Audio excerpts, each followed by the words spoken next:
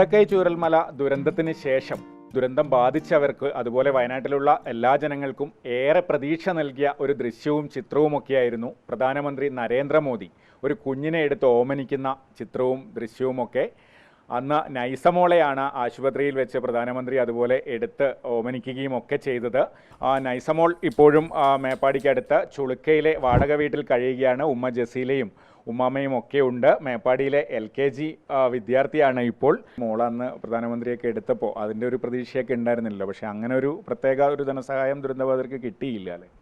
അതെ, വന്നപ്പോൾ നല്ല പ്രതീക്ഷ ഉണ്ടായിരുന്നു. നമ്മളെ അവർ ചേർത്ത് പിടിക്കും, കൂടെ ഉണ്ടാവും എന്നൊക്കെ നല്ല പ്രതീക്ഷ ഉണ്ടായിരുന്നു. പിന്നീട് അതൊന്നും കാണാൻ പറ്റിയില്ല. അപ്പോൾ അതിൽ നല്ല നിരാശ തന്നെയാണുള്ളത്.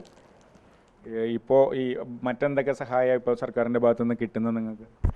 സർക്കാരിൻ്റെ ഭാഗത്തുനിന്ന് വാടക ഞങ്ങൾക്ക് ഇവിടെ 10 വാടക. അപ്പോൾ അതിൽ 6 സർക്കാർ തരുന്നുണ്ട്. പിന്നെ മാസം 300 വെച്ചിട്ട് ദിവസം 300 വെച്ചിട്ട് 9 നമുക്ക് കിട്ടുന്നുണ്ട്. അപ്പോൾ അങ്ങനെ മോളെ പഠിത്തമൊക്കെ അങ്ങനെ നടന്നു പോകുന്നു. മോളെ പഠിപ്പിൻ്റെ കാര്യം പിന്നെ പ്രതിപക്ഷ നേതാവ് VD സതീശൻ സാറ് ഏറ്റെടുത്തിട്ടുണ്ട്. അപ്പോൾ അവർ അത് നോക്കുന്നുണ്ട്.